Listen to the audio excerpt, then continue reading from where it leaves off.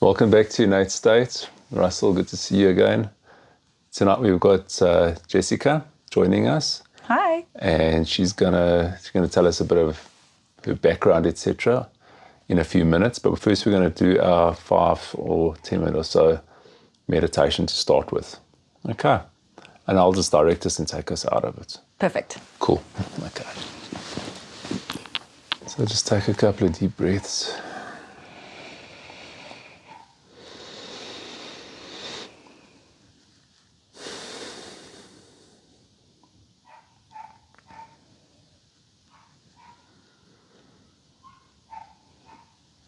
And just on every out breath, just allow your body to relax a bit more.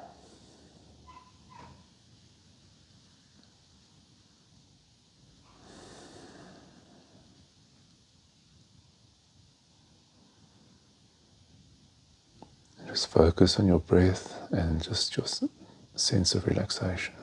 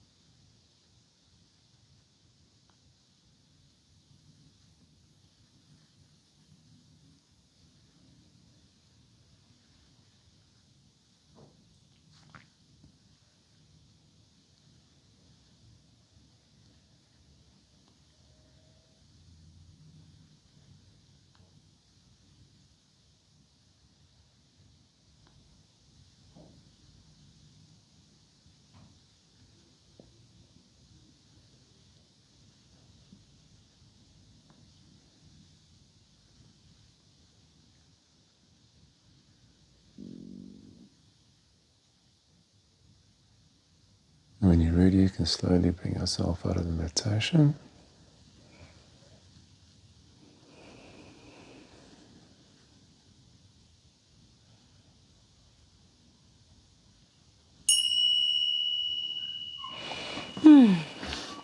Thank you. Jessica, welcome. Thank you. Russell, cheers. How was that for you, Jessica? Very relaxing. Yeah. Meditation is my thing. Yeah, I just like, I don't know if people at home even really realize it, but it just makes such a huge like influence on the podcast, because I find that like because you've centered yourself, you're coming from a deeper place, you come from a different place for like yourself and for me, you know. It's like it's kind of you've kind of more grounded in a sense. Yeah. You know, and often a lot of the questions that people, like you're going to ask them, or maybe they were thinking of, you forget about that stuff and you come from a more of a kind of a purer place, you know. Do you meditate regularly? Is that something you do? Yeah, I usually meditate. I try and meditate about twice a day. So after I exercise, I like to do, so I do like a combination of stretching and meditating. Yeah. And that's just to like get me all set for the day. In the morning? Yeah, so usually in the morning. Yeah. And then in the evening before I go to sleep, I always meditate the last half an hour before I go to sleep. And that's more around like listening to binaural beats, isochronic tones. Okay. And that is for me just to go into theta, and then it's more of like a creation space. So it's like I've created like my own world in my mind, and it's just got a whole bunch of different places, and I like to explore different areas and see what I'm creating, and it's kind of like a manifestation. Okay, like a chamber. Yeah, or but it's like it's a whole world, and I've actually built like different sections, you know, like the house that I want to live in, and like the beach, and you know, there's this whole. Is it kind of like a visualization in a sense? Yeah, but I've built it over time, so now it's Okay. just like I kind of plug into it now, and And it's the same thing that you plug into? yeah, it's the same place. Oh, really? Yeah, and like That's so interesting. It's so fun. That's interesting. That's like, and you do it every day, so you go visit that place. I do, yeah. And then whatever I need in my life at that time, or whatever I want to create, I just add on more to it, and it's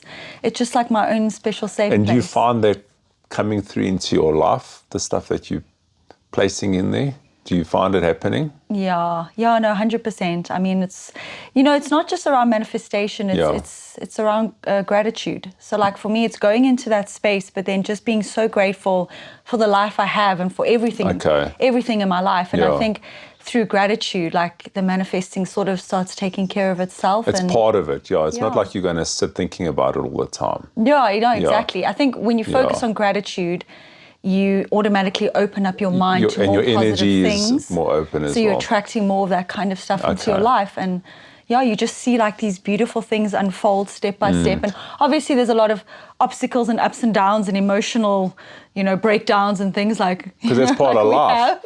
That's part of life, isn't it?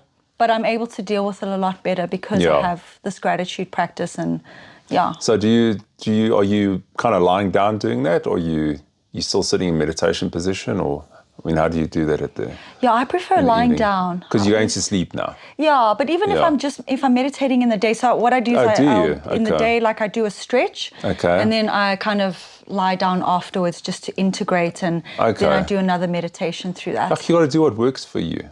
And that works. It's not the same for everyone. Yeah. You got to find your lane when it comes to that kind of stuff. Yeah. And when did you start kind of getting into spiritual stuff, Jessica? You know, I would say probably about 10 years ago. You know, I was in a lot of really dead-end jobs, you know, like how you kind of are in your 20s if you study something just because you enjoy cooking. So that was hospitality for me. And I didn't like it because they said, you know, if you don't like wearing uniforms, and if you enjoy your weekends, then this is not the life for you. It's not your job. And I was like in the first year of studying, and then I thought, why am I here? But I was too scared to leave, so I ended up just, you know, riding the wave. I even graduated cum laude, you know, I was did so well. Bite the bullet and flip and carry on. But then after that, I was like, I absolutely hated this. Really? You know, working in hotels for 6 months, I was like, this is not for me. And so I basically just jumped around, you know, kind of as you do in your 20s. I went from job to job.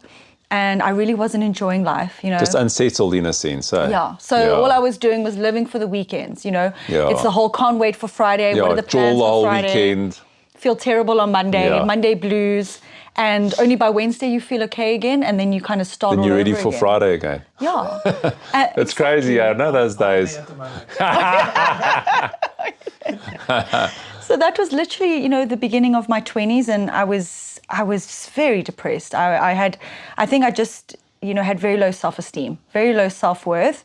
And so I thought that partying and stuff was like how I would find my confidence, you know, and how I would shine. Because like Jessica's arrived and the party's begun, you know, until she got like blackout drunk and gets blackout drunk and then doesn't remember anything. So that wasn't fun. And that was the repeated cycle. For a couple of years probably, huh? For a couple of years, you know, also dating the worst kind of men for me, that just, you know, just that alone, it was just a combination. Yeah, it was tough. Yeah. Combination, and then not enjoying the work I was doing. But then I stepped into this skills development company, and they did training, like skills training in the corporate industry. And I just remember sitting in on these workshops, and you know, they were talking about like getting rid of these limiting beliefs and changing your attitude and like balancing this crazy thing called a wheel of life. And I was like, what is this world? I had no idea. Yeah. And I just realized, I was like, this is awesome.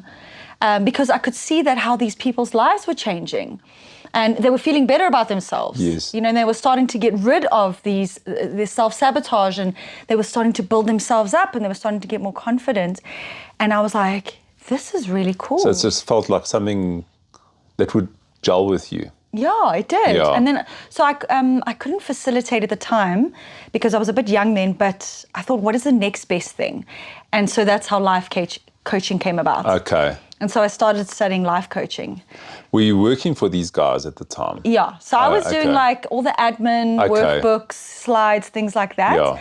But in that time, I decided to start studying it, and I was just like immersing myself in that world. What is like life coaching? I mean, it's not a psychologist, but is it similar, or I'm just wondering, you know, what do you study in actual fact? Yeah, people always ask that question. Yeah, because I don't personally even know. And I'm sure our viewers know, and Russell definitely doesn't know. I have no idea. Yeah, you know, just like, what is it? Life coaching, like, you hear it getting thrown around, but I don't exactly know what is involved.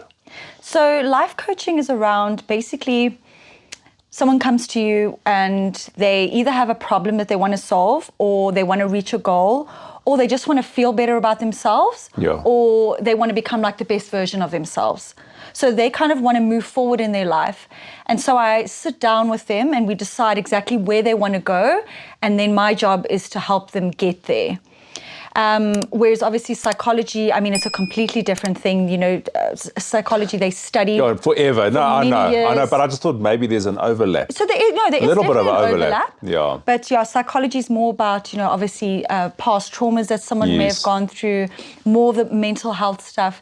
You know, I have a lot of respect for psychology. It's not something I would want to do because it's very taxing. It's, you know, it weighs heavy on you. Yeah, they deal with a lot. Yeah. Whereas for me, life coaching is more around just moving somebody forward. So that's why it's quite kind of different. more in a positive note, sending it forward. Yeah, giving them the tools. Although having said that, I mean, psychology does, you know, it does move people forward as well. Yeah. It's just in a different way. But a coach is, I would say, a little bit more lighter, can be a bit more fun, and then, you know, helping someone get there. So if someone comes to you, for instance, and they want to move forward in their career, whatever the case is, so you obviously need to find exactly what they're about, their history, etc., and then you structure something for them, or yeah, absolutely. Like you create a program for them, for instance. So some coaches have a very specific methodology. Yeah. I don't necessarily have that because I feel like, you know, there's not one size that fits all. Everybody is different. For sure. What I found the strongest route for me was to do a combination of life coaching, executive coaching, because I work a lot with corporates, and then neurolinguistics programming. And so I combine those three. Someone comes to me, we speak around, you know, what they're going through. And it also depends if I'm working with a corporate, maybe it's something that their employer has seen that they need assistance in. So it's a combination of me speaking to the employer who would say, I need, this person is lacking confidence, they, always late, they have bad time management, or they're not reaching their sales target, things around that. So I get that data, and then I sit with the coachee, and then I speak to them about what they're going through. So I've got quite a lot of information before I even start coaching the person. Yeah, because you need to have some background. I mean, a lot of background. And everybody's got a different perspective on how they see themselves. Yeah. And also maybe what the boss or the manager's seeing and what's actually happening, they don't really know. They just know that his performance isn't good. But meanwhile, at home, he's, I don't know, getting divorced, or, there's stuff that's happening. Do you go into that kind of stuff? I mean, that could happen. So that's why it's a combination of life coaching and executive coaching. Because for me, when they say like leave your problems at home when you're at work, it's absolutely impossible. You have human beings working at work. If you want robots, then fine, then you can leave all the emotions behind. But you're dealing with human beings. Yeah. So people are always going to bring their baggage to work. Some of them bottle it up, and some of them just, let it all out. But it's always going to be with them.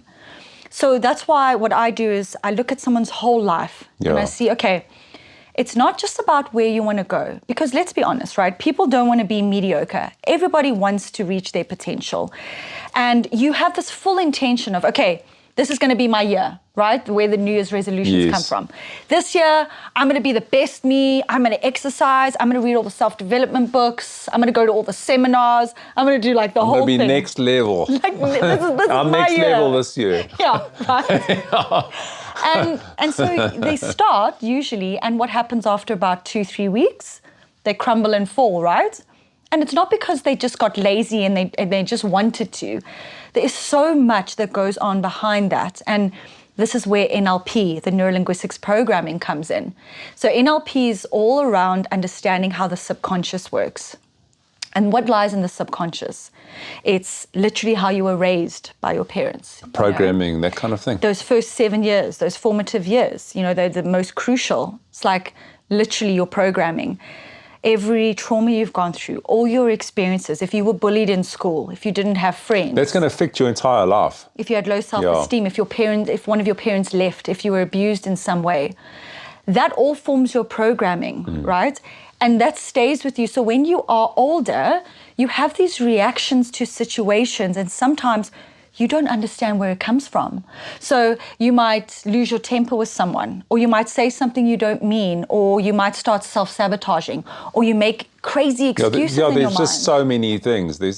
And it plays out all the time, that kind of thing. All the time, right? Yeah. So you are now, if you don't understand how that works, it's very easy for you to fall back into your old behavior. And that's what people do all the time, is they want to go back to the comfort zone. The brain wants you to go back to the comfort zone because it needs to feel safe. So when you say comfort zone, what would be the comfort zone, for instance? So the comfort zone would mean you never taking any risks. You never doing anything that's... You don't want to step out of what you're doing just because, although you're not moving forward, there's still a kind of a, like you're saying, a contentment, a bit of a comfort zone here. And if I did step out and do something a bit more radical or whatever the case is, what would happen? Now there's a fear of that. Fear. Yeah. Right. And the thing is, we can embrace that fear. But most of us will see the fear as the line we draw, and then we go back. Yeah. But we need to understand where it actually comes from. So I'm talking about the subconscious mind. Now, you set intentions, you have conscious conversations with your conscious part of your brain, your prefrontal cortex, and that's about 10% of how you make your decisions. The rest is that subconscious, which is about 90%. And so I'm talking about your belief systems, your values, how you were raised, everything we've just spoke about, that programming is all in the subconscious mind. So a lot of the time, like, everything you do is based on that. And it's going to always want to keep you safe first, because your brain is not here to help you thrive. It's only here to help you survive. So it's actually a very vital thing that it does, because it stops you, before you walk in the road and you're going to get hit by a car. Yeah, it's keeping you safe. Exactly. Or sometimes like when you're driving and you like swerve and you don't hit a car, but you don't realize you did it. It just happened, Instinctively, right? Because we always react from the instinctual part of the brain first.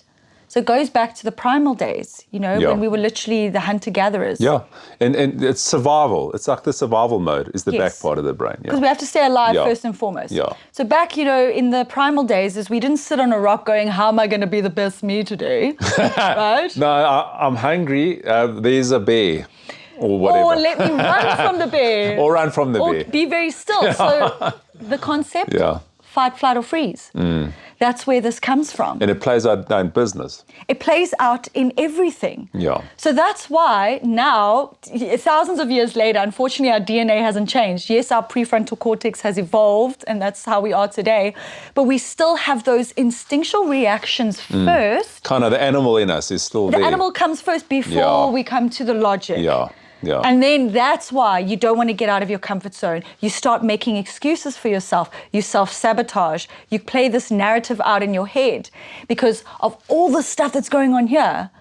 And that's why so many people don't reach their goals and don't reach their full potential. And there's a lot of depression out of that. And anxiety is a huge one as well. Yeah, stress. So if you can understand where it comes from, this is where a coach comes in. We can show you how to get out of that and reprogram your mind. But how do you get that out of someone? I mean, they've got to be in a position where they are willing to share with you a lot of that stuff that's going on, because most people are not aware of it. Yeah. They don't even know that is the reality of what's playing out in their lives.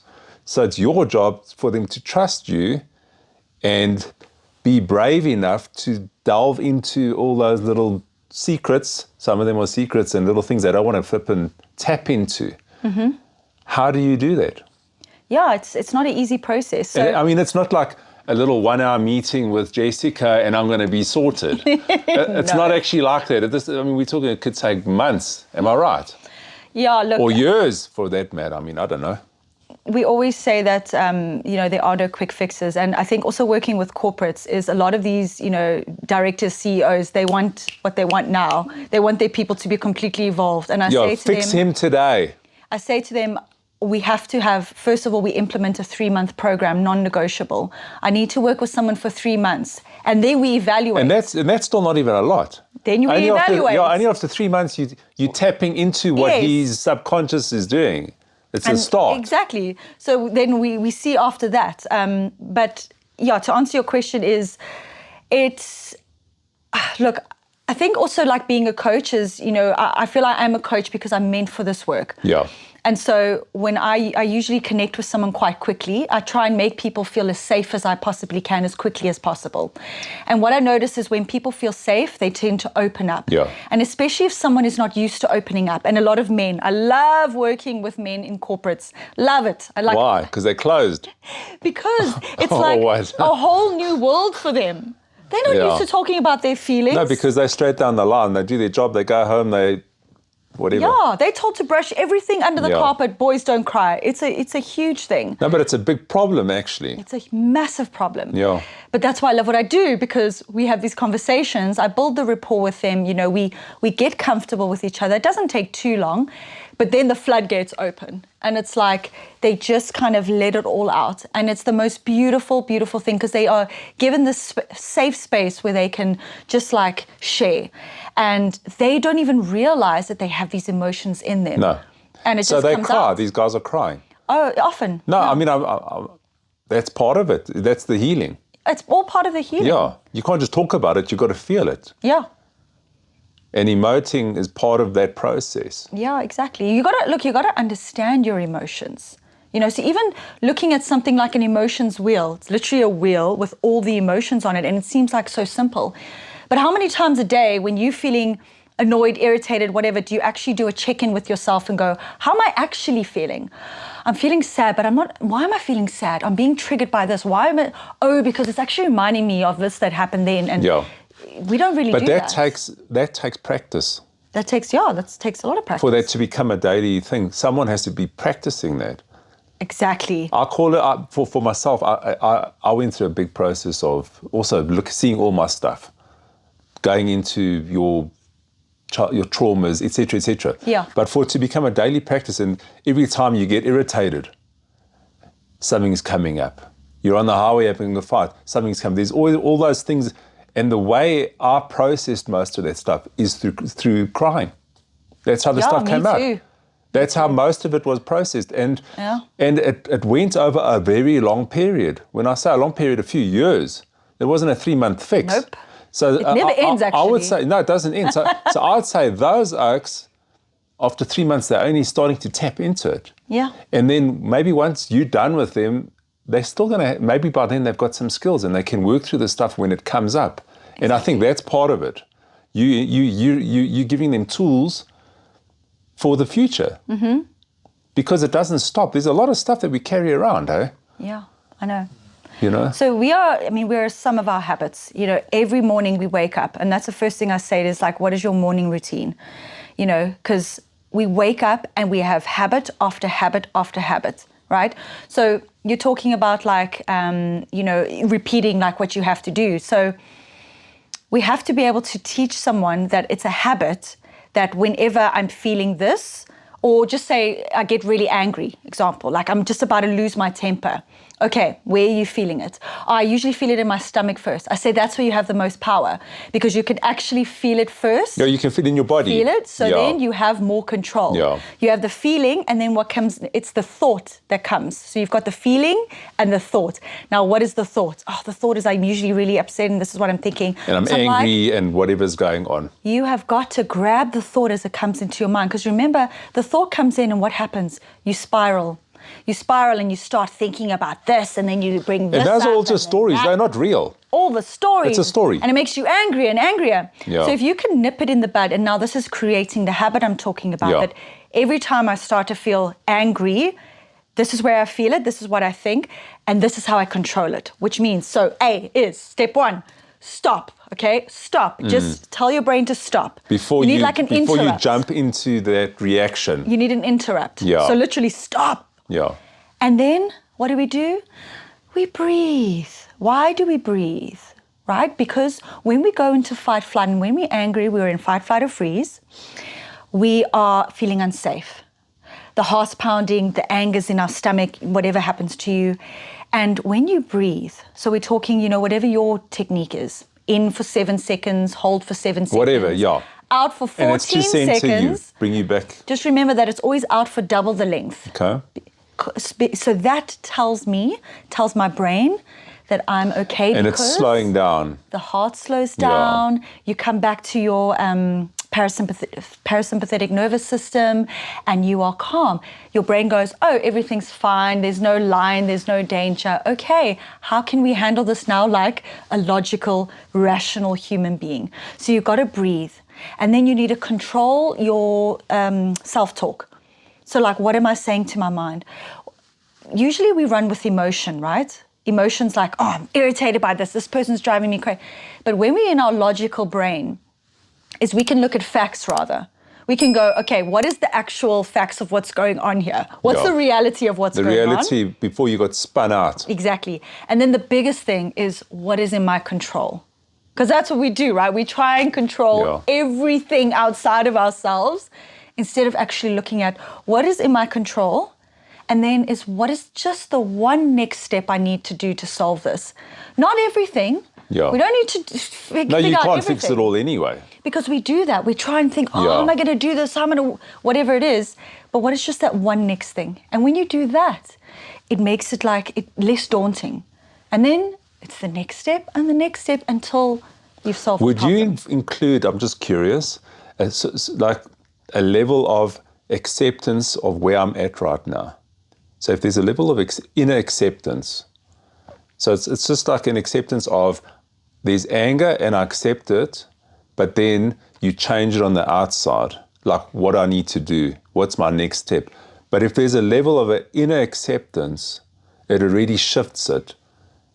Because the fact is that you're angry, so there's a level of acceptance, but you take a step what can I do on the outside? It doesn't mean you don't take action. The acceptance doesn't mean you accept some shit that's going on the outside. It's just for your own makeup. I think it's probably one of the most important things, honestly, because I think we are so hard on ourselves. And when we are doing the work, when we fail, and I promise you we're going to fail 1,000 times. And we beat ourselves we fail every up. day. Yeah. We beat ourselves up. Yeah. We do that all the time. And we go, and then we go, I'm not good enough and I'm not this. why am I even bothering seeing this Life coach is so and doing this shit stuff? Why am I all that even crap. bothering? Yeah. We do that all the time.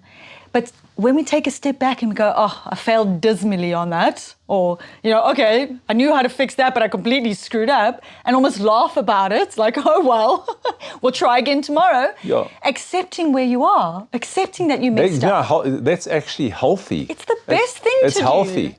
We're but humans. people are so scared to do it. They're scared to just accept, listen, I'm in this situation and I accept it, but what can I do to change it? Yeah, and Andrew, we take life way too seriously. Yeah. We really do. We're hard on ourselves. We are here on this planet to create and have fun. Yeah. We just forgot how to do it.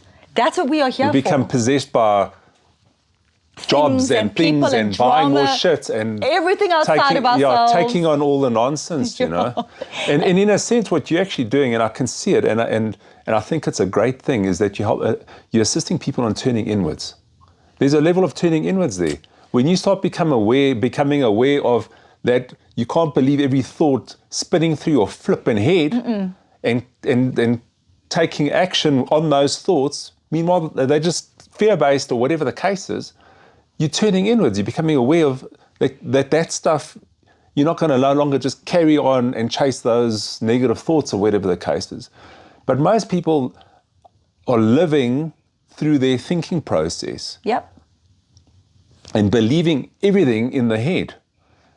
And it's so limiting because you're not actually living in the moment when you're just thinking everything all day long. Exactly. A thought is a story that you've told yourself.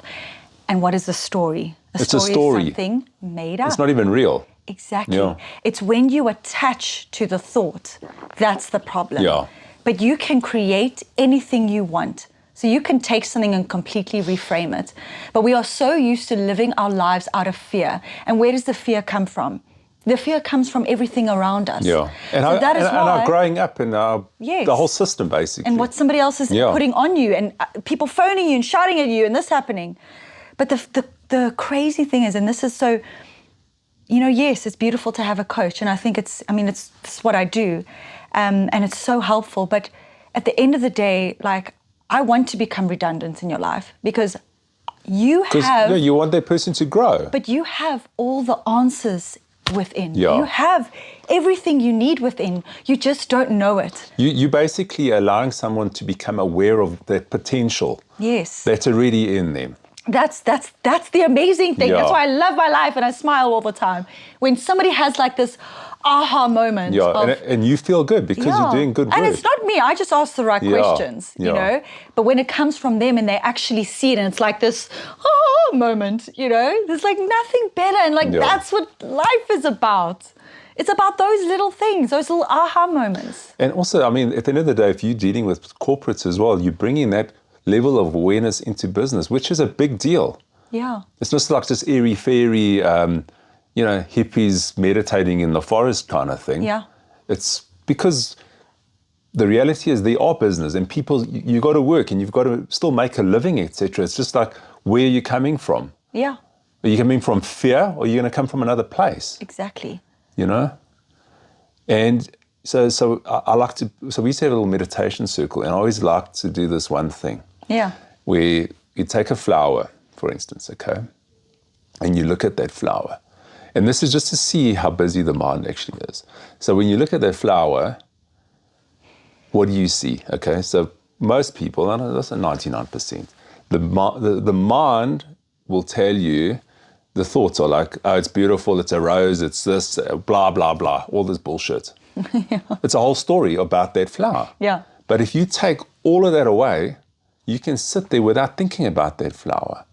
And you can just appreciate it for what it is. Because it's a flower. You don't have to think it's a flower. So my point is that you can live a life without all this thinking. you can come from a place of stillness where you just appreciate it for what it is. Yeah. Because if you're thinking your life all the time, if the mind is, and listen, I used to be like that as well, when my mind was super active. Yeah. So you can get to a place where you're not thinking life. And if you are thinking all the time, it means you're not in the moment, because your head is spinning stories all day long. What's in the moment? In the moment there's a flower, but your head is up and telling you 1,000 stories about that flower that you don't even know. Exactly. But you know it's a beautiful flower. You don't have to think that. There's a knowing that it is.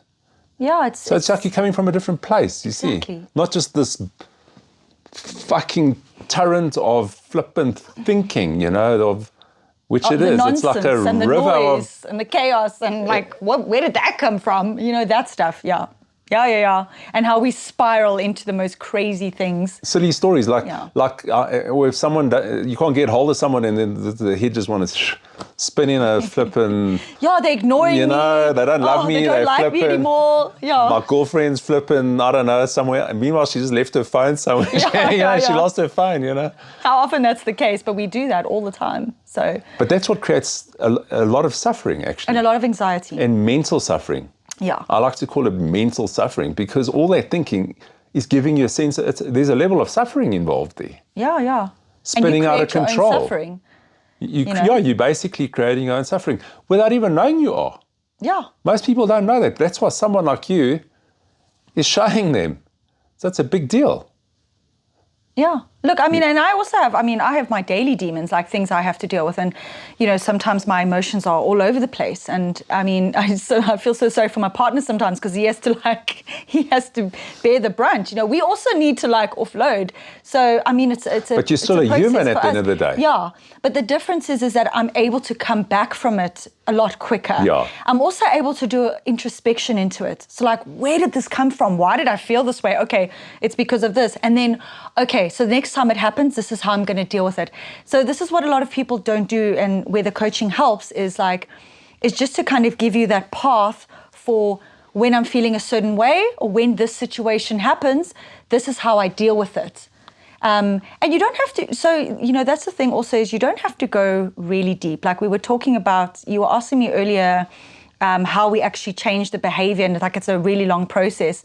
And it is, but just bear in mind that, life coaching isn't about going, or even NLP, isn't about going deep into all your traumas. And Don't you do so much of that? So we don't go we don't need to work through. It's more of a reprogramming of the abuse situation. Okay. So this is You don't go into that. This is the beauty of psychology Yeah. and therapy. They go into that Yeah. counseling as Yeah. well, and that's why I love them for that. I tap into it. Yeah. So I'll say, There's an element of it. what I actually want to achieve out of it. I don't want to go through all your really dark times and stuff, Yeah. because that's not what I'm qualified for. I don't do that. But what I do is I try to help someone see that your past does shape you. So you can say to me, I've had a lot of abuse, I've had a lot of trauma in my life, and that's happened to me. And I say, okay, so can you understand why that oftentimes when you're self-sabotaging now as an adult, and why you are making excuses and why you're not reaching your goal, Yeah. it's because of something. We don't know what it is. You don't even have to know. But I promise you, it's probably 90% chance it's something that happened in your past that affected you in some way, and now it's carrying it through, and that's why you are not changing your behavior. Yes. And so the NLP will just help you reframe that so that you see your life from a different lens or perspective. We don't need to go too deep. It's not even, it's not No, required. that's just interesting, and because it's more on a It's not my it's on a different speciality. level. It's not what you're doing, but you're still making them aware. Yes. Do you also do things like journaling and that kind of stuff, or not really? Yeah, journaling taps into the subconscious or the creative side of our brain. It helps you see what your repeated patterns are. But your clients, do you get them to journal? Yeah, 100%. Yeah, because they got to get into. That's how they discover these things. But remember that I'm also not going to force someone to do something they don't want. I want someone to do something that they love. Okay, example here is, I hate exercising. So I say to them, but have you tried everything? I don't like going to the gym. Okay, but why go to the gym then? Literally, when it was COVID, I would put on those YouTube videos Just and do yoga or whatever. Exactly, do some yoga, follow something on YouTube, Go to Zumba class, go to kickboxing, do gardening, walk around the block. Have you tried everything? And if the answer is no, you probably just haven't found it yet. So what I like to do is I like to make coaching fun, right? So if you enjoy doing something, and if you really don't like doing something, like a lot of people don't want to journal, so don't do it. I really don't like meditating. Okay, but have you tried guided? Have you tried binaural beats? Have you tried, there's so many different aspects, yeah. Have you tried everything? Yes, I have. Okay, then don't do it. If you haven't, let's give it a bash. Give it your best try.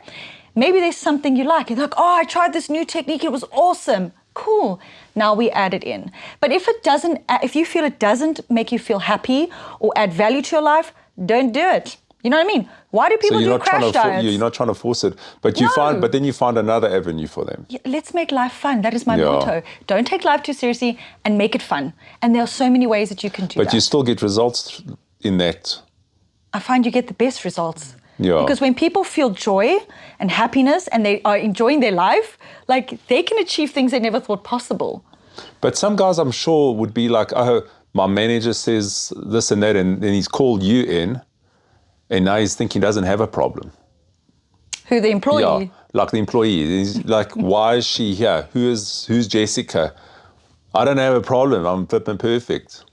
So we have a few of those. Yes, we do have those.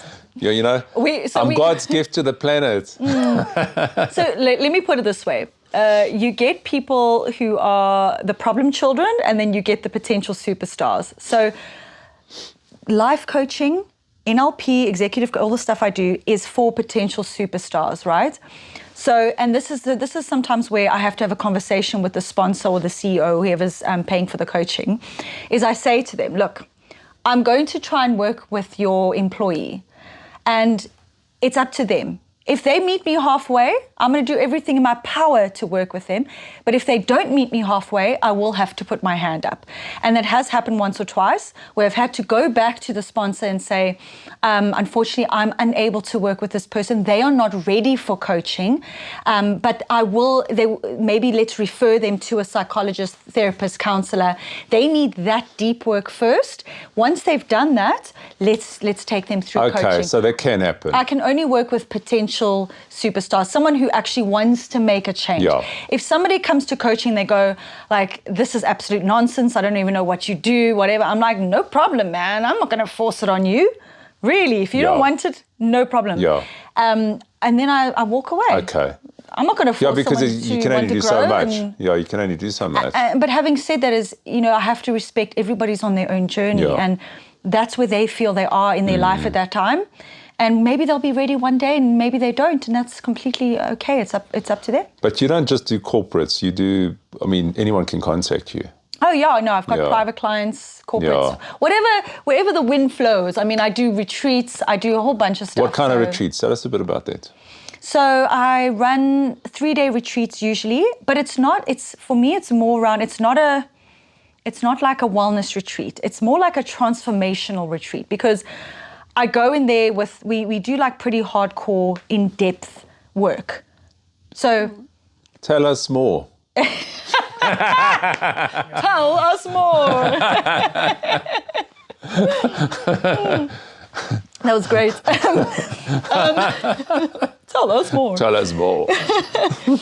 So, if I have to look at what I feel a lot of people are maybe struggling with, and in my experience now as a coach, is a lot of it is around stress and anxiety, managing their day-to-day, finding purpose, what the wellness side of things, so like health, exercise, things like that, and understanding how the mind works. Because I have a fascination with the brain. It's where all our thoughts and all our behaviors come from. So hello. And how we function, and how we perceive our reality is through the brain. So nobody teaches us this, So I structure the retreat around these 4 elements. And so I usually run 4 workshops around this, how to understand where your stress and anxiety comes from, how to manage it, eating right, exercising, things like that, and then finding purpose. So that's quite a big one, because it's such a big word, right? Like, Yeah, what's my this purpose? Purpose thing. Yeah, what do you mean? Dum, dum, dum. What does that mean? It's like so daunting, Yeah, right? and everyone always thinks their purpose is some gotta be something huge. some magnificent flippin' save the world yeah. purpose. Yeah. And it's, take the pressure off yourself. Like, Slow down, baby. yeah, for me, purpose. Yeah. For me, purpose, yes, sometimes you know exactly what you want to do. And I was lucky and grateful enough to find my purpose at 26 or whatever it was. I'm so grateful for that. But some people just don't really know. And so I'm like, it's okay. Do you know you have multiple purposes in your life? Like, it's not just one purpose to No. become, I don't know, like a movie an star astronaut like Katy or Perry. something or whatever. Exactly. People always Right? look up to them, but at the end of the day, maybe your purpose is just to be kind. You see, Small things. maybe your purpose To be is a good mom. a loving person, to love your kids. A good parent. Is that not a good purpose? Yeah. It's a flipping good purpose. Volunteering at the SPCA on the weekend because Yeah. I really don't like my job, but I love animals, so let me go and Or volunteer. at the old age home. Exactly. Maybe that's your. Maybe I love baking love baking cookies, and I start a little side business. Maybe that's your purpose. It doesn't have to be some flipping massive thing where I've got to drive a Exactly. Ferrari and they've 8 houses or some shit or whatever. Yeah. It doesn't have to be that. So whatever It could be is that for you. someone. It could, yeah. But it's not for everyone. Yeah, but you don't have to obsess about it and you don't have to worry about it. The main thing is your mindset. So how do you go into that for someone to find their purpose? So it's all, Purpose. It's all around. It's around your mindset. Okay, so we have this filtering system in our brain called the reticular activating system. It's complicated. What is it? The RAS. We're talking to simple people. We're Benoni, RAS. we're not as educated when you're from So Benoni. that's why we're gonna just keep it the RAS. The Raz. There we go. The RAS. Yeah. And it's a filtering system in your brain, and its job is to look for more proof of whatever it is that you tell it. Okay, right. Okay. It's the scientific version of the law of attraction. So, if you don't believe in the law of attraction, it believes in you. It's the scientific version. Okay. You can't get away from it. Why? Okay. So, we have millions and millions of bits of information flying at us per second, Yeah. right? Our conscious mind can only take in about 5 to 9 chunks of that. Subconscious about maybe 2 million bits. Don't quote me on the numbers. It's all. But a lot. It's a lot. Yeah. So if we've got millions and millions of bits of information flying at us, we can only focus on a very small amount of something at a time, right? Only small bits. And so your brain has to decide, what do I need to focus on? And what's important almost. Exactly. Based on your data, your programming. So it decides, okay, let me delete that. This is how I'm going to view that. And this is how I'm going to this is what I'm going to look at. Yeah. It's that whole thing. So, okay, let's quickly do the exercise of look for everything red in the room. Okay, so let's look around, Russell. Everything red. Recording dot. I've got a red t-shirt on. You see the red, okay? Okay. Okay, now close your eyes. And where did you see all the green in the room? Next to me. Okay, but But I knew there was a you knew the plant. plant. It's always been there. Okay, but what is the point of what I just did there? Why did I do that? Because you took away from the red, you took it to the green. Like, are you noticing that just the red, or are you noticing green as well? Okay. So there's red in the carpet as well, actually. Right? So Yeah. everyone is born What are you all with aware of? What are you aware of? Everyone's born with a different lens. Yeah. You're born with red glasses, I'm born with green glasses, Yeah. you're born with blue glasses. Yeah, okay. And you grew up your whole life seeing the world through these glasses. And now we have a conversation and I'm like, oh, look at that lovely tree, it's green. And you're like, that tree is not green, it's red. And you're like, no, it's blue. You're like, no, I Yeah. can see it as clear as day, it's green. No, I'm telling you, it's red. So now we all have completely different lenses of how we view the world, and we all take in very different bits of information. Okay, so going back to the RAS now, is you have the ability to program the RAS, but it's by what you focus on. Okay. So if you're somebody who is always focusing on the negative, or you always get that person who's like, oh, this happened to me this weekend, and then I they're broke just my bitching foot, and laugh as I- shit and, I'm sick all the time. Yeah. It's because their RAS is constantly looking for more proof to keep them in all that the state. negativity. Exactly. People that are always negative. They look for the negative. And then you get people who shift their mindset and they're always looking for the positive. They're always looking for the good in things. Not just that, they surround themselves by positive people. They get rid of the toxic people. They're looking towards books that help them grow, or podcasts, or YouTube videos. But they're also shifting. There's an internal shift. They're working through their stuff. Yes. That's why they also start attracting the more positive, because they're shedding a lot of that negativity. Exactly that. Yeah. So what happens is, the more you start noticing, the more opportunities you start noticing, the more beautiful things start to come into your life, right? Let's link it back to the purpose. Now, if I'm seeing all the good and all the wonderful things are happening, I'm starting to learn new skills. I'm starting to see things I never saw before. My life is starting to get better. And I never noticed that before. So it's like when I started working for the skills development company, I didn't know what this world of self-development was. Yeah. And then I all of a sudden was smack bang in the face. And I'm like, wow, this whole new world. Oh my gosh, purpose. And that's how I found. So let's start with the mindset first. Let's change those neural pathways. And you do that through neuroplasticity. That's how the brain evolves. And it's a beautiful thing that we can do. It's incredible. Through repetition, through small steps. The RAS is focusing on the positive. The law of attraction is bringing beautiful things into my life. And then my purpose starts opening up more. And it's not about getting that end goal of purpose necessarily, but living my day with joy. And being and living more from a place of present, being more present in what you're doing. Because if you're constantly stuck on, like you're saying, that purpose that might still be in the future, but if that's just your focus, you're not being here. Yes. You're not appreciating what's happening right now. And life is passing you by. You can't be content with just doing general life stuff. Exactly. Because there's nothing wrong with that. Yeah, it's the when-then syndrome. When I get more money, then I'll be happy. Yeah. When I get that new house, then my life will be fulfilled. When I have children, then my life will be fulfilled. That's nonsense. It should be fulfilled happen in this moment. Exactly.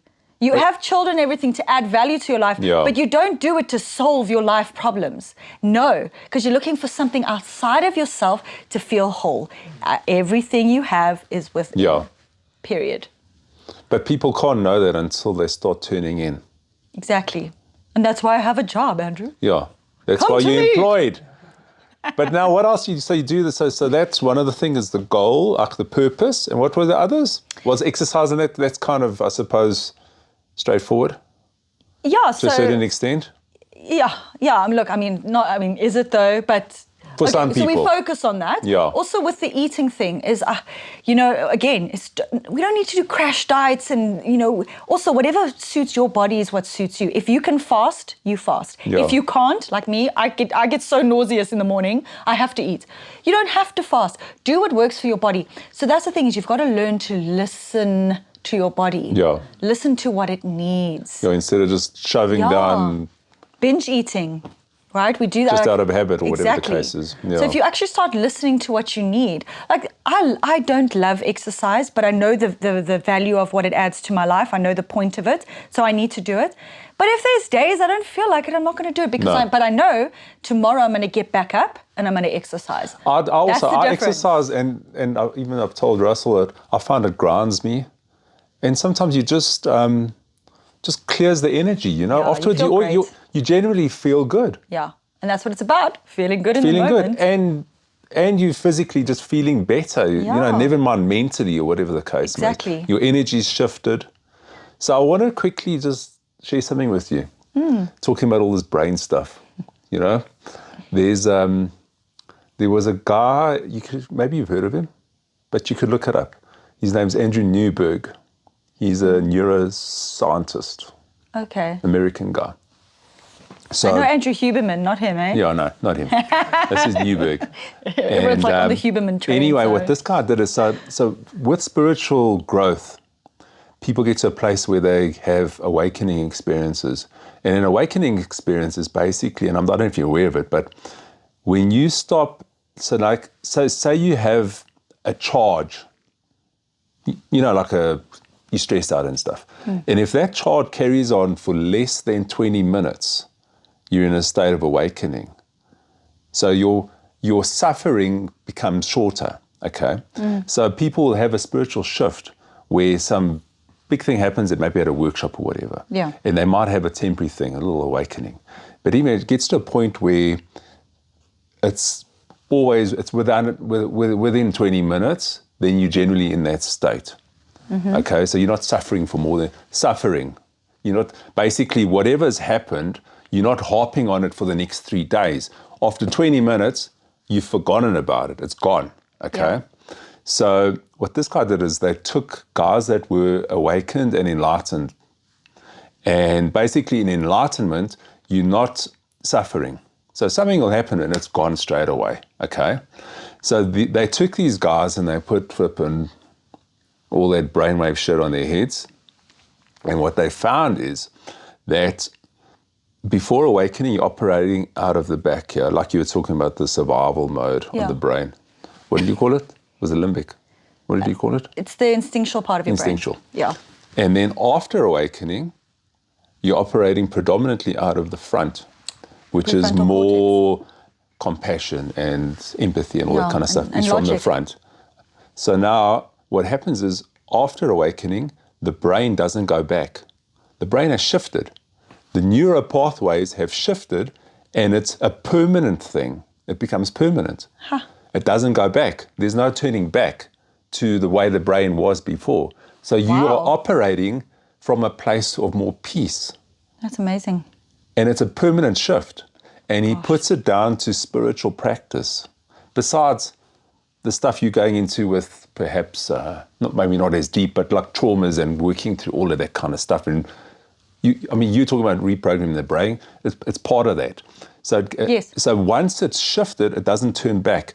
And through the spiritual, and you must watch some of his stuff. It's very interesting. And it doesn't, and he puts it down to all spiritual practices. So it could be prayer, could be meditation, and what all that does is reprogram your brain. Yeah. And then once a big shift happens, like an awakening shift, it's permanent. It doesn't go back.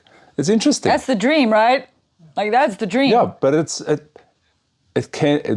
people, it's happening to people. It's on a big scale. Sure. It's happening now to a lot of people. That's why these guys have done these kind of, I suppose, tests. Call it a test or whatever the case is, to check how it works, Yeah. And it's just interesting because you're rewiring the brain. Yeah. Through all that internal, like that, what can I say, all those processes you've been through, and you're shifting the emotions and blah, blah, blah, blah, blah, and all the meditating, plus going to perhaps workshops or whatever, all that is shifting the program in your brain.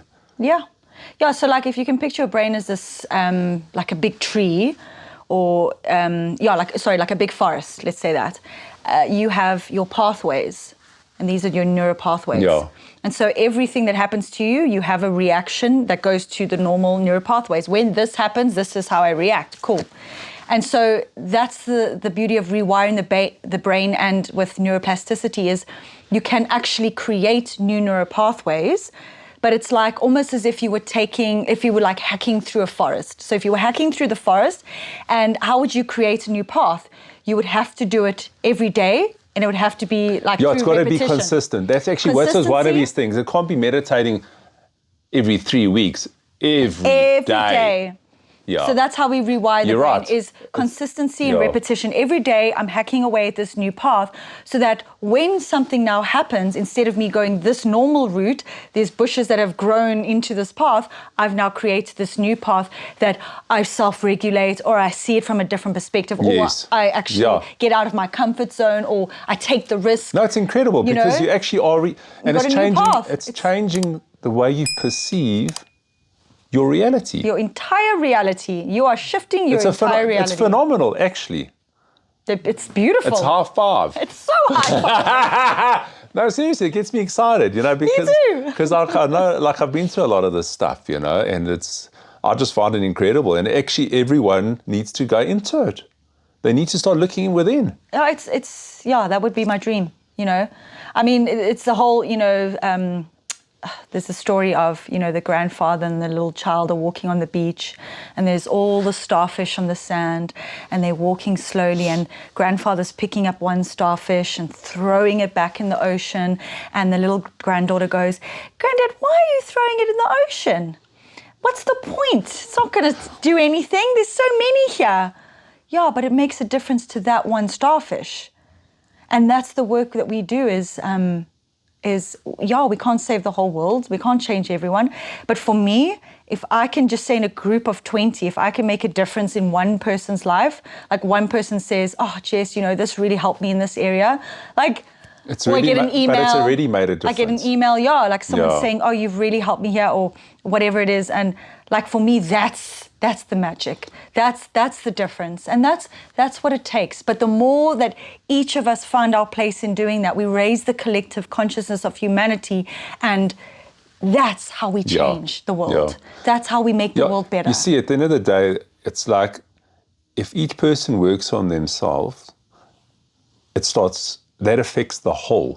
It's a ripple effect. Instead of trying to save everyone, like, often, like I said, also with Russell, we find a lot of these healers, they're so busy healing everyone else, but they're not looking at their own problems. Like it should be heal yourself first, emotionally, etc., and then be working on other people. Oh, yeah. But a lot of the time it's like, I'm healing and I'm helping other people. There's nothing wrong with it. But you've got to work on yourself first, I think. That's got to be the start. I have three mentors, all older men that have mentored me, the most incredible mentors I've had. I have my own coach. I've had my own psychologist. I've done but it's to work through your stuff. All the work, You've also worked through your stuff. Yeah. And again, you accept that it's going to be a daily thing, and it's, up and down. And when you think like, "Oh, I've had this awakening, I'm like healed," something comes and crashes and burns in your face, and you have to now deal with that, and you're back to square one. But you're stronger, you're resilient, and you can go through it again, and you can do it. And it comes back knocking for years. For years. But you've learned how to handle it now. That's the difference. You know how to work through it. And if emotions come up, you go and cry those things out. Yeah, you scream and then cry, you move and on then you from pick there. yourself and you move forward. Yeah. It's actually it's miraculous. I know we were talking earlier on, we were chatting about people doing psychedelic journeys and stuff, and I know that's one angle that people go in and they do these trips, and it helps them to turn inwards and see their emotions, etc. So that's, I think, just another angle of it, instead of seeing a psychologist, for instance. But like we were talking about the lack of support afterwards for those kinds of things. People go in kind of with like, "Oh, I'm going to experience some trip or whatever," and then often they get in and it opens up a can of worms, because it's all the things that I want to see start coming up. Yeah. And I think there's probably a big market for people needing that kind of counselling, Yeah, 100%. Yeah, I mean, look, there's many different modalities and what works for you. For me, coaching is kind of where I found myself, like where I was supposed to be. But it was a pretty dark road for me getting to this point. I had my dark night of the soul quite a few times. I think, going back to the past is having very low self-esteem, not believing in myself at all. I was just, I was bullied a little bit in primary school. So there were just so many things. But I mean, now I realize that like it was just all part of my soul contract, and I chose this life. It was all meant to be. I needed to go through it to get where I am. But at the time, you don't understand. Like, you don't understand why you just hate yourself so much. Or you're blaming the world. Everything is somebody else's fault, And self-sabotage was just like my middle name. And that's where the partying came in, and the excess. I used to drink a lot. And, I was in a band. I used to sing as well. Okay. You did mention something about that, Paramore style. Yeah. So we were called Kalami Casey, all-girl rock band. Cool. What were you, a singer? Singer, yeah. Okay. Yeah. You're belting it out. Yeah. So that was like 12 years ago. But it was all like just fun and parties, and that was the life. but not realizing how much damage I was doing to myself over and over again. And I really didn't like myself. A string of really bad relationships, as I mentioned. And I think I was dating someone on the frequency that I was giving out because of it was what I felt about myself. That was the frequency I gave out, and that's the people I was attracting into my life. So yeah, it was just really hard for me in that time. And So what was the turning point? It was like, I'm just so sick and tired. Like I went to go sing on the cruise ships. And you know, if you singing on the cruise ships, it's like a whole nother universe on a ship. It's a massive party life. Like, you really have to have it together, otherwise you really don't. And I didn't. You know, I just wanted to party and have fun, and it was just like, I didn't really enjoy it. I was traveling the world, I was seeing all these beautiful places, but I was so empty inside. I can't even tell you how I was. But did you realize it depressed at the time? Yeah, but you know, when you're drinking like you are and you're just partying, you numb. You know, we all know. Kind of numbing it out. We numb the pain, and you know, we avoid. From one party to the next party. Exactly, until you just like reach a point where you just feel so incredibly empty, and that's what happened. I felt just completely empty. I was like a shell, and again, I didn't have any kind of purpose and anything like that. So that was when I started to like really take a look in the mirror and go like, Jess, like, who are you? Like, I was so disappointed with who I saw back looking at me. I was just like, this is not where, this cannot be it. Like, is this? Yeah, this isn't my purpose. Right, but it's like this is not cool, man. No, it's Can not we cool. do like a reset it's like here? enough. Yeah, reset, get it done. Yeah. And then so I decided, you know what, let me start doing some introspection. Yeah. And I did. And I did some psychedelic journeys, but purely for healing. Like, so there's the misconception, like people do psychedelics at parties and stuff, and that's a different thing. No. But psychedelics are extremely healing. See, I never came from that angle. I've never done it in that setting, you know? Yeah. So what does it do? What does it do? It helps you to kind of see those darker aspects of yourself, or what is it? What I mean, just as an example, I'm just So like, look, if you have to be willing to like face yourself truly. And so you're going with an intention. I want to heal. I want to sort myself out. And I was at a rock bottom. So for me, it was like, where to from here? Yeah. I didn't see another way out. So I thought, I'm gonna do this. And so I did my journey, and I got to see. It was almost like, you know, how someone describes a near-death experience, or when you die, doing like a life review and things like that. Is I got to actually feel the pain that I had inflicted on other people. I got to like see what I had done. I saw everything that I did to myself. It was all the dark stuff. And I was just like, I don't want to see this anymore. It was the hardest thing I had to go through. And every time I would go through it, I would like work on it, and I'd get an epiphany, and then this flood of unconditional love would just come right in, and just like, whoa. You felt it coming into your system. It. Amazing. Me and the universe were like you one. Were one. Yeah, it was That's the so most cool. beautiful thing. And tears? Tears. There was crying, eh? Too much. There was a lot of flood. crying. Like, I cried like I've never cried before. For some reason, I'm very fortunate when I got to work with Ganesha and Gautama. So like when I was under this, these were the entities that came through. Most beautiful experiences. But then they were working with me, my higher self, and all my guides. My grandmother, who's passed as well, she was there with me.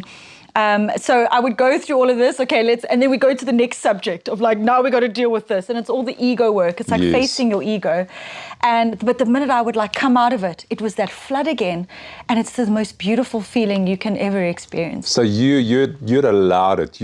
I mean, you got to be open to that. You have to, because people are trying to control it and contain. Yeah, it doesn't. They're work. going to battle, and it's not going to work for them. It's very difficult. You gotta just surrender. It's surrender. Yeah, it's a surrender. Yeah. So you surrender. Okay. So then, but the thing about it is like you do all this work with the psychedelics, so what they do is they, you know, whoever you believe in gives you the gift and says, okay, this is how your life could look. This is the beauty of it. This is actually a remembrance of who your soul actually is and who you are and the power you have and all these and the ability to create. But now you come out of it and you're back into reality, what do you do now? And that's where you have to face it. And it's not pretty, because then all the stuff comes up. But that's when you should have some kind of support system. Exactly. So yeah, it's 100%, because you deal with like things that you've never dealt with before, things you've never felt before. It's a whole mess. It's traumas, it's this and that. You might end up changing your job. Or Yeah. you're like, I'm not fucking doing that shit no more. Yeah, exactly. Or I don't want to do it, but I don't know how. Whatever, you know, I don't know how to you don't know change how it. to. So there's a place where people need a lot of, I'd say a lot of support. Yeah. So this is where a coach will come in. Yeah. So someone will go through a journey, and then because, you know, I've been through it myself, I know exactly what it feels like. You could like assist someone in that to integrate state. afterwards. Yeah.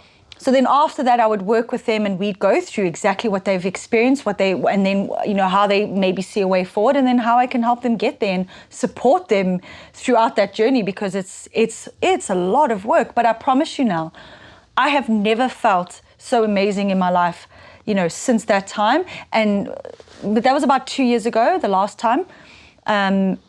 But since then, is having put in the work every single day, is my life has just. But I think been that's what it's miraculous. about. It's putting in the work.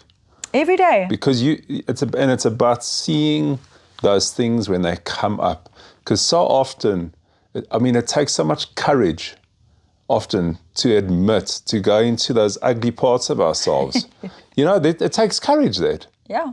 Cause, It's the scariest thing. Because there's so much denial. No, I'm not like that. But also you I'm don't the like, good oak all the time. You don't like what you see, though. No, you don't 'Cause like then to- you have to face you it. don't want to Maybe admit it. Maybe I'm not like the nicest person around, you know? Maybe I'm like, a bit of an asshole, you know? So you have to like deal with that. It's not- And also, it's not like, easy. You feel terrible for the way you've treated other people, or how you've allowed them to treat you, Yeah. and you didn't set any That's another boundaries. thing. That's another story. No boundaries. Yeah. So you have to be prepared. So it's not for everyone, but if you're ready, it's there for you. But with support, Yeah, I'd say. I think it's pretty vital, to be honest. Did you have support, or did you have to just wing it afterwards? Well, being a coach, and, you know, having done It it for helped. a few years now, I was able to use my Okay. tools for myself. But again, like I said, I have mentors and I have coaches, Yeah. so people that I work with anyway, because Yeah, so that's the important part. yeah. I think For it's someone a just to go and do it, and they combination. come out there like, What the whole life's turned now? upside down. What do I do? Yeah. What do I do Oh, with yeah, all read this this book. information? You know, it's not that Or give simple. me one word, or You know, someone could really lose the plot, man, because there's so much stuff that could come up and they're just not, maybe not that they're not ready for it, but they don't know how to deal with it. Yeah. I mean, so there's that, and then there's so many other beautiful healing things. I mean, there's Reiki. My sister's a Reiki master, and she's done some Reiki on me, and that for me has been life-changing, because that's shifting the energy, balancing the chakras, removing the blockages. You know, there's yoga. Yeah. Yoga has some powerful aspects as well. Yoga's And like we had beautiful. Siobhan on, you know Siobhan. Oh, yeah. And what I found interesting with Siobhan especially was how they focus on all the chakras. And they heal those chakras, because a lot of the yoga I see, they don't do that. They're working more on the physical. Oh, yeah. Whereas she's gone on into another the level. deeper, the more spiritual side of it. So I was talking to you about the retreat. So actually, I always make sure Siobhan is available. And you do it because together? She comes and does the yoga at my retreat. Oh, I see. So I bring in quite a few facilitators. I don't like to do everything, because also I like to just enjoy it, and also it's a lot of talk. So I do my part, but then I bring in my boyfriend's brother's fiance is a psychologist, a clinical psychologist. Oh, so she comes with as Yes, well, which is good. Amy, so if she's someone's having wonderful. breakdowns So she or not, so she's this very, one's suicidal. yeah, so she's 100% a support for them. Okay. But then she also does a talk. She does like a talk Oh, around, okay. around whatever subject she talks about, and I'll have her there doing it always. And then I get another lady who comes in. Her name's Jamie. She's wonderful. She does a talk on burnout, specifically around women on burnout. And then my sister will come in and do the wellness side of things, and the Reiki. Siobhan will do the yoga. That's very cool. So you we offer have like a whole holistic Yes. It's feel. Yeah, exactly and I heard, that. is this the one you're going up to Botswana or something? No. So my family has a retreat. It's called Imba Bali Retreat and Venue, and it's in Magaliesburg. And so we usually host it there. In Mbabali? Mbabali Retreat and Venue, yeah. Hekpoort, Magaliesburg. Yeah, so it's a beautiful space. It's all set up. So you do it there? Yeah. Okay. So I do about 8 individuals or 16 sharing, and then we run the 3-day retreat. I feel like 3 days it can't be less. I think 3 days is perfect. And then we just have fun. We swim if it's hot enough. We do nature walks. So we do like a little bit of a 5K walk. We do some journaling. We do relaxing. It's sometimes I do some one-on-one as stuff. Well. You do a workshop, so then obviously. It's around the 4 workshops that I spoke about. Yeah. And then the different talks that come in. So it's a whole beautiful thing that we do. And is it mainly just women retreats, or do you do mixed? So these have been women-based, but it's not limited. But it's only also because if they're sharing rooms, then it's easier just to have women. Yeah, definitely. But I'm just curious. I mean, so you like don't always get a lot of men at these things, eh? Yeah, maybe we could gear it towards men. It's not limited. Because they also need a bit of healing. 100%. Well, we know they do. Yeah, we all do. We know they do. You know, there's, especially I think from a man's perspective, like we were talking about earlier on, I think, don't cry, don't do this. Men have got so much emotional blockages in their system because they've been brought up, men don't cry. Where does that stuff go? It turns into anger, it turns into rage, violence, fighting. You know, that's that kind of thing. Or drinking. Or drinking, or drug abuse, or whatever the case may be. We always need an out, something to avoid. Because generally women are a bit more in touch with their emotions, I think naturally. Am I right? I suppose we're generalizing, but probably more so than not. More so. There are some women who are really not. I suppose you would get that. But the majority would be more connected to expressing that kind of part of themselves. Men will do it in a more of an aggressive fashion, maybe. Exactly. Which can be detrimental to whoever's around. Yeah. Yeah, and they feel like it's weak to ask for help and get support. And especially a lot of different cultures, like some cultures, they see it purely as weakness. And so we're trying to shift that in South Africa and say, no, it's for everyone, and it's okay to ask for help. And there is help out there. Yeah. We need to shift that. That's important. Hey, you know what? It's like, from the female perspective, there's a lot of healing that I think that needs to be done. And from the male perspective, those two, to bridge it, to bring it across. We all need some love, Andrew. We all need love. No, but that's what it boils down to. We do. Everyone. Everyone wants to heal that inner child, you know? Everyone. We've all gone through something. We hear, it's kind of like Earth is a school. I mean, we students of life, really. Yeah. And if you don't go into that stuff, you're missing out on so much more. Yeah. You're missing out. But also to see this planet as this fun playground that we get to create. Yeah, be lighter with life. Don't take it so flippin' seriously. Yes. Just laugh a little bit. Yeah. Like really, if it doesn't matter in 5 years. Have some fun. Exactly. Have some fun. Just a have bit fun. Of fun. Be silly. Be silly. Go dance. Go rock climbing. Go jump on a trampoline. Go do something We love silly. dancing. We do a lot of dancing. No, seriously. Good. I flip and dig it because it's fun. I love it too. I love when I'm cooking. I love putting on my jams and dancing around the kitchen. That's cool. Like that's the best part. I mean, why not? Yeah.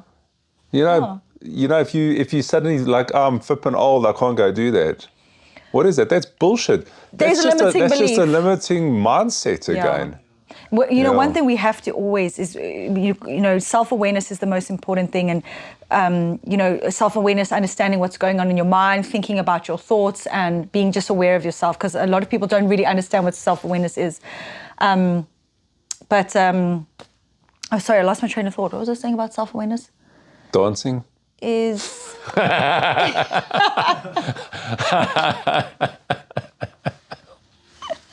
Doesn't matter, don't worry. It's just like, it'll come back. It usually does a roundabout, then it comes back. But the point is, have a bit of fun. Yeah. I think that's the point. Yeah. Just go hiking, get into nature, go trekking around. It came back. Tell me. Is it profound? I always feel like it goes back to the roundabout. Yeah. So self-awareness is first and foremost, because when you're self-aware, you can catch your limiting beliefs. Okay, so you can catch yourself and the thing is, we're so on autopilot, so we don't realize that we're doing it. But you'll say something silly like, ugh, I'm too old for that, or like, yeah, no, that's not for me, or I'm not smart enough for that. Oh, no. You know, we don't realize that we say negative. these things That's to a negative ourselves self-talk. all Yeah. the time. So if you are self-aware, you can catch yourself a lot quicker. And then when that comes up, you can reframe it. I think that is very important for us to do. Yeah. Because we have to change that. Because again, remember, your brain's going to look for more proof. So if you say I'm not smart enough, well then, you know, if you say like, oh, I'm bad at maths, or we were talking about like being, when I say I'm pretty good at remembering people's names, I'm so bad at remembering people's names. You're so bad at remembering people's names, but you're so bad is because first of all, you tell yourself that you're bad at that, but also you don't have a system in place. So like if someone tells me their name, I repeat it like 5 times in my head, or if it reminds me of something like Russell, the muscle, right? Russell, the muscle. The rustler. So that's what I think of. And so Yeah. I don't forget his name. Yeah. But if we don't have an active process to do that, we just say, oh, I'm bad at names. Or it goes in one ear out the other, but you're not trying. There we go. You're not even trying. So everything is about building habits. Yeah. It's a process and about And good habits. Exactly. We are some of our habits. Yeah. So every day, what are my daily habits? What do I do every day? If I'm not priming my environment for success, I'm not going to be successful. So like if I want to start going to gym, put your clothes out the night before. Put the gym bag in the car. There's your shoes. Are you ready? Yeah. Make sure that gym is on the way to work and not the other way. And it's convenient. Convenient, things like that. Yeah. If I want to start reading a self-development book, I make sure that my book is exactly where I'm going to read every day. If it's next to my bed or wherever it is, that's where it is. It's not in the drawer. If you want to floss your teeth, put it next to the toothbrush. You know, so you've got to prime your environment for success. Otherwise, because we have too much information coming at every second, your brain can only pick and choose so much. But if it's there in front of me and I've got a system in place or a self-regulation system, so when I get angry, this is what I do, this is the step. If I have all of that in place, it's so much easier for my brain to start automating these habits so that it becomes so easy for me to do this and this. And next thing I know, I'm reaching this potential I never thought possible because I've actually just simplified my life and implemented these easy to do habits that have got to be Or even there. just meditating for 15 minutes every morning. Right? But if Which you've is not never a lot to ask meditated, for. If you haven't done it, you got to Go put do a 15 reminder. minutes. Or do 10 minutes, do 5 minutes. Exactly. Start off with Like we 5. started off today. Just 5 minutes, just to settle Yes. yourself. And then grow from there. Don't start, I'm going to do an hour of meditation. Yeah, I'm going to hit an hour every day. Yeah. I'm hardcore. You know, I was just thinking about it, because we were watching some show last night. I can't remember what it was. But whenever, like in movies, so now when someone's like stressed and they're not happy and life is shit, or whatever, you know, within a movie, what do? They fucking drink. They go for the booze. Pretty much. In, I would say 99% probably of those kind of scenes, Erica's going for a whiskey or something. I can have this conversation Am I for right? hours. There's like, it's conditioning. You're watching that like, tell you. that is the answer to my misery. Let me go drink whiskey or fucking beer or whatever. And I was speaking. It's so bad. I was speaking, my boyfriend and I, like we have this thing, we are very disciplined. We work, because I work from home, so I have to be very disciplined. Yeah. But every night we have one series, like one show that we watch, and it's like our thing. And I said to him the one day, I said, have you noticed how every single show we watch, in every second scene or every time something happens, there's always alcohol involved. There'll be a scene where there's a bar, there's alcohol there, or there's someone's coming home, they pour themselves a glass of wine, or they're stressed and they're drinking. Or they're I drinking, said, do you driving notice drunk. It's all over the place. how it is just everywhere? And yet we know alcohol is actually It's not one of the bloody good most for you. dangerous drugs it's no out good. there. It really does not add any value to your life. Zero. No, zero. There's no Yeah, value. I don't drink. Yeah. I don't drink at all. Like me and my partner, we both don't drink. We'd rather wake up on a Saturday and go for a hike. And I know some people say, oh, that sounds so like, wishy-washy. It's so like new age. I don't care. Yeah. I don't care because you know what? I wake up with a positive mindset, I feel good about my life. I feel happy and I love being outside. I go for this hike and we get to like reward ourselves with a nice coffee or sometimes like a pizza or croissant or something. But that's cool. And that's what we do. Yeah. And that's my life. And then Yeah. like on a Friday night, we get sushi and watch a 90s movie because 90s movies are the best. Right? They don't make movies like they did back then. So that's what we do. Yeah, but you know what? Who said that you have to include alcohol to have fun? Yeah, Who said that? dance without All alcohol. the shit on TV. Is that maybe that's programming us? I don't know. It really is. A lot of it is. I mean, it's right. It's like smack bang in your face. It's such nonsense, eh? No, it's actually really dangerous and Yeah. it's really bad, you know. And that's the thing about, I feel like, also growing up. Sometimes you grow up in a family where there's a lot of drinking, there's a lot of partying and stuff, so that becomes normal for you. And I feel like I don't have children yet, but when I do, I will never stop my child from drinking. But what I would do is just educate them as much as I can, Yeah. give them the right values as much as I can. I mean, I know like life happens and we don't know what's to come, but as much as I can, what's in my control. But I feel as long as they have the education that they need, they can then make their own decisions. You need to know what's happening to your brain. You need to know like what happens to you, literally. What's the long-term effects of alcohol? You know, when you wake up in the morning, I think your dopamine depletes, I think by like 30% or something around that. That's why you feel anxious and depressed. Yeah. And you are slower, you are less productive, you kill brain cells. I mean, it's endless. And then, you know, some of us have, if you have the alcohol gene, is you are prone to alcoholism, and then there's no turning back once you cross that line. You know, so as long as you know what you're in for, and I feel like a lot of us didn't know that growing up, and there's so much more information now, and I think it's so important to educate our children of go and drink, go have fun with your friends. No, they're gonna do it. Yeah. But where's the line? The facts. Yeah. Know the facts first. Yeah. And I think with good values, that does help. Yeah. And growing up in an environment, and you know, for me, I will have a sober house, and my child will probably grow up, you know, around alcohol, but not in our house. It's one. But they'll go one of out our with their values. buddies into it. It's inevitable. But we will provide that space for them to like learn what it's like to not be exposed to all of that. But also, it's a different. Like Until they have to be. my kids are the one's 19, the other one's Yeah, it's 20, the shifting, other one's isn't it? 24. They hardly go out. Yeah, they're shifting a lot. It's a very different thing. When they're I drinking was less. young, I was a flippant animal. Yeah, no, me too. It was the era of like there were a lot of clubs and you clubbed and you partied, but they're different. Yeah. Thank goodness. There's It's meditation, better. like there's meditation classes before New Year's. I saw on Instagram once or something. It was like people meditating before they had a New Year's sober New Year's sober party. New Year's, yeah. Like how cool is that? Yeah. No, Right? it's great. Yeah. So no, it's Yeah. definitely shifting. Something has shifted. Maybe not for everyone, but there is a shift in that generation. And I don't judge, each their own. And that's the Yeah. thing about life coaches. We don't judge because, I mean, first of all, there's nothing anyone can tell me that can shock me, and I've probably been through most of it. But I don't judge because, like, everyone's on their own path. Yeah. And you must do what feels right for you. But I can tell you now that, like, if you are turning to substances or anything outside of yourself to fill any kind of void, there is help out there to help you see that there's a beautiful way to live your life, and you don't have to turn to that. No. You can learn to create a beautiful life for yourself. And I know because I did it for myself, and that's what I get to help other people do now. And That's awesome, pretty Jessica. awesome. So tell us something. Do you have like a website or Instagram or I don't know, whatever goes with it, with the territory? Yeah. So I have an Instagram. It's Jessica Kinear Coaching. Okay.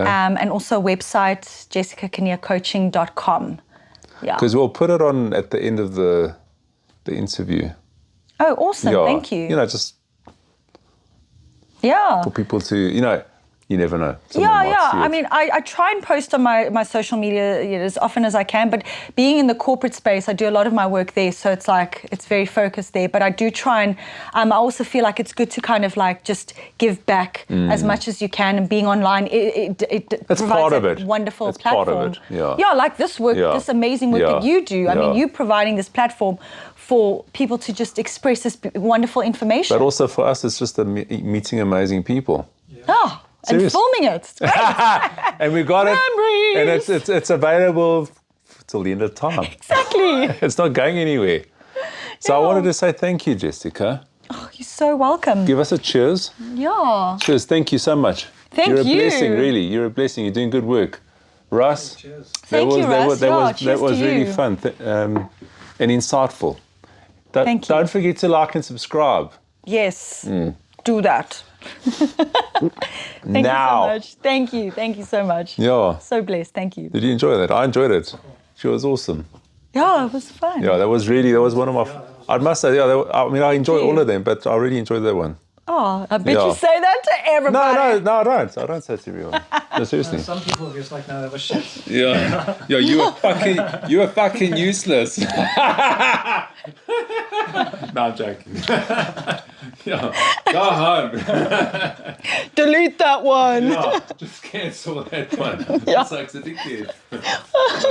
Yeah, I thought you were going to post my video this week. Oh, yeah, we lost it. Sorry. Oh, we lost it. Yeah. But no, that was interesting. That was good. Yeah, thank you for having Let me grab me. that thing from you. And no, it's interesting stuff, Jessica. That's why I did see the crossover between what you're doing and what psychologists or whatever the case do. Yeah. And but even by just touching on the thoughts, etc., is a